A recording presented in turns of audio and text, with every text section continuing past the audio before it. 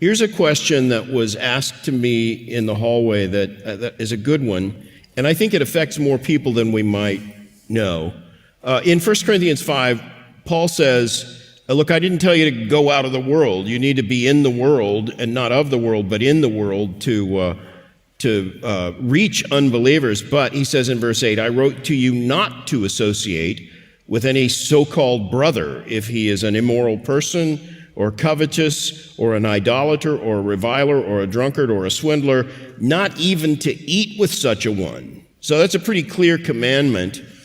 And the question is, how does that apply within the family, say one's own children who may have abandoned the faith or moved away from the Lord or whatever, say for family gatherings, just normal family gatherings, Thanksgiving dinners, funeral receptions, things like that.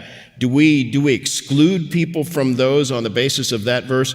Or is that verse talking about how we behave in public? What would your counsel be to parents who had an adult child who is living a life that isn't glorifying to Christ? Well, if you're asking me, first of all, that you wouldn't isolate yourself from an unbelieving child. That's exactly what Paul is saying. I'm not saying that you right, should, but suppose they profess to be Christians. But if they profess to be Christians and are living in some kind of continual pattern of sin, then I don't know how you avoid the application of that passage. Yeah. You need to find ways to communicate with them. You need to find ways to pray for them regularly. I don't think it means you isolate yourself completely from them, but you don't sit them down at your table as an accepted guest in that condition.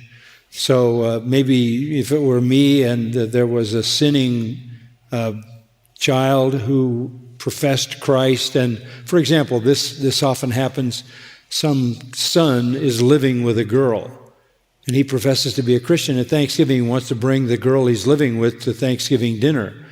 I mean, that is an open and shut case. The answer is no. And that's the point there. You have to isolate that person so they feel the alienation.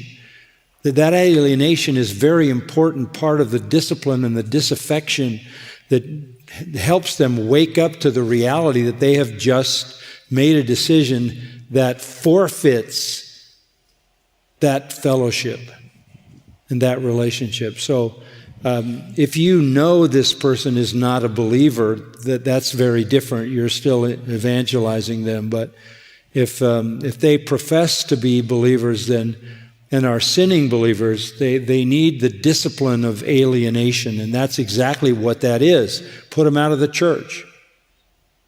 Put them out of the normal course of fellowship in the family. The table is not like meeting at Bob Evans and having breakfast.